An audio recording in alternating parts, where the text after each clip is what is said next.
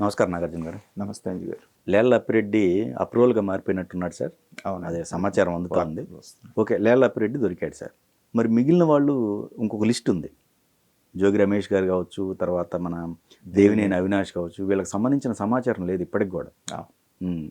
ఇదేంటి సార్ వెంటనే అంటే లేట్ అవుతుందా? ఎక్కడ జరుగుతుంది లోపం అంటారు? అంజి గారు, అసలు యాక్షన్ మొదలుపెట్టిందే నిదానంగా మొదలుపెట్టారు.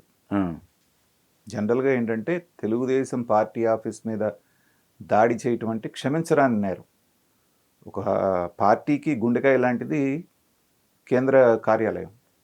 దాన్ని అంత దారుణంగా దాడి చేసినప్పుడు ప్రభుత్వంలోకి రాగానే మొట్టమొదటి టేకప్ చేయాల్సిన పని అది. సరే, చంద్రబాబు నాయుడు గారు మిగతా విషయాలన్నీ సర్దుకున్న తర్వాత చేద్దామన్నారు. మొత్తానికి యాక్షన్ స్టార్ట్ చేశారు.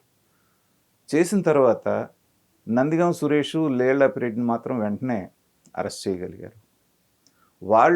మీరు అనగానే వాళ్ళు యాంటిసిపేటరీ బెయిల్కి వేసుకొని యాంటిసిపేటరీ బెయిల్ అక్కడ రిజెక్ట్ అయ్యే వరకు మీరు మేనమేషాలు లెక్క పెడుతున్నారు. యాంటిసిపేటరీ బెయిల్కి వేసినప్పుడే వెంటనే మీరు అరెస్ట్ చేస్తే వద్దన్న వాళ్ళు ఎవరున్నారు మిమ్మల్ని? తర్వాత వీళ్ళిద్దరిని పట్టుకొచ్చారు. కానీ ప్రత్యక్షంగా మనుషుల్ని పంపించి కొట్టించింది, ధ్వంసం చేయించింది దేవినేని అవినాష్ అనేటువంటిది అక్కడ ఉన్నటువంటి వాళ్ళందరికీ తెలుసు. మరి అవినాష్ ఎక్కడ? ఆ తర్వాత చంద్రబాబు నాయుడు గారి ఇంటి మీదకి వెళ్ళినటువంటి జోగి రమేష్ ఎక్కడ? అలాగే ఇప్పుడు ఈ బోట్లు విధ్వంసానికి రచన చేశారు అని చెప్తున్నటువంటి తలసిల రఘురాం కూడా కనపడట్లేదు అంటున్నారు. అంటే లేళ్ల పీరియడ్ దొరికినందుకు మనం సంతోషించాలా? ఆయన అప్రూవర్గా మారి అన్ని విషయాలు సవివరంగా చెప్తున్నారంటే ఎవరు చేయించారు, ఏంటి, ఎలా చేశారు, ఏంటి అనేటువంటిది స్క్రిప్టు, స్క్రీన్ ప్లే మొత్తం అతను ఎక్స్ప్లెయిన్ చేస్తున్నాడు. చేసినప్పుడు అది సజ్జల రామకృష్ణారెడ్డి దగ్గరికి వెళ్ళి ఆగుతుందా, ఇంకా పైదాకా వెళ్తుందా అనేటువంటిది ఇక మనం చూడాలి పోలీసులు చెప్పేదాన్ని బట్టి, ఆయన చెప్పే నిజాలను బట్టి. అయితే ఈ మధ్య కాలంలో ఆహ్వానించదగ్గ విషయం ఏంటంటే, నిందితుల్ని అప్రూవర్స్గా మారితే బెయిల్ రావటం కానీ లేకపోతే శిక్ష తగ్గేటువంటి 2 అవకాశాలు ఉండటంతో చాలామంది అంతకుముందులాగా కాకుండా ఇప్పుడు పోలీసులకు సహకరిస్తూ అప్రూవర్స్గా మారిపోతున్నారు. మనం వివేకానంద రెడ్డి గారి హత్య కేసులో చూసాం. దస్తగిరి అనేటువంటి వాడు అప్రూవర్గా మరి ఎవరైతే నరికి చంపినటువంటి వాళ్ళలో ఉన్నాడో వాడే మొత్తం పోసుకొచ్చినట్టు చెప్పేస్తున్నాడు. అలాగే ఢిల్లీ లెక్కర్ స్కామ్లో కూడా చూసాం. 2-3 అప్రూవర్స్గా మారి మొత్తం అంతా వివరించిన తర్వాత వాళ్ళందరూ బయట తిరుగుతూ ఉన్నారు. అది చూసిన తర్వాత ఇక జరగబోయే రోజుల్లో కూడా పట్టుబట్టు ఒకటే ఆలస్యం, ప్రతివాడు అప్రూవర్గా మారిపోయే అవకాశాలు కనబడుతున్నాయి. కాబట్టి జరిగినటువంటి సంఘటనలో మీకు కావాల్సిన సాక్ష్యాధారాలన్నీ దొరికిన తర్వాత ఎంత పెద్దాడైనా సరే అలాంటి వాళ్ళని స్పేర్ చేయడానికి అవకాశం లేదు. ఒకవేళ సజ్జల రామకృష్ణారెడ్డి పేరు కూడా అక్కడ ఉంటే వెంటనే అరెస్ట్ చేయాలంటున్నాను.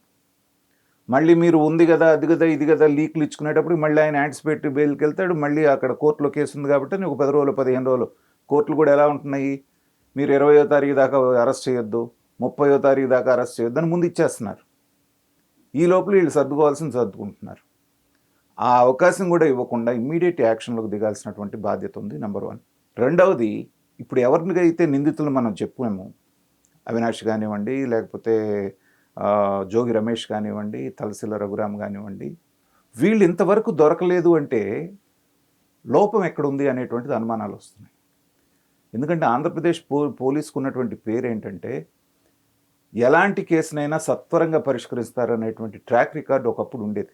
అదే ఆఫీసర్లు, అదే పోలీసులు కనీసం ఇప్పటి వరకు వాళ్ళు ఎక్కడున్నారో ట్రేస్ చేయలేకపోవటం అంటే అది అసమర్థత కాదా పోలీస్ ఆఫీసర్స్ది? అలాగే పిన్నెల్లి రామకృష్ణారెడ్డి తమ్ముడు ఎవరైతే ఉన్నారో వెంకటరామరెడ్డి, ఇవాల్టి వరకు ఎలక్షన్ అప్పుడు బుక్ చేసినటువంటి కేసు 3 నెలలు అయ్యే వరకు కూడా అతను అరెస్ట్ కాలేదు, ఎక్కడున్నాడో తెలియలేదు అంటే ఇది మరి పోలీసుల అసమర్థత కాదా? అలాగే మిగతా వాళ్ళు కూడా తప్పించుద్దు. ఇప్పుడు అదే మరి దేవినేని అవినాష్ సుప్రీంకోర్టులో మళ్ళీ బెయిల్ పిటిషన్ వేసుకున్నారు. వీళ్ళందరూ బయట ఉంటారు, మీకు మాత్రం కనపడరు, అప్పీల్స్ మాత్రం వేసుకుంటూ ఉంటారు. వాళ్ళు ఫోన్లు చేసి కావాల్సిన వాళ్ళతో మాట్లాడుకొని చేస్తూ ఉంటారు. అంటే నిఘా వ్యవస్థ వైఫల్యం కాదా?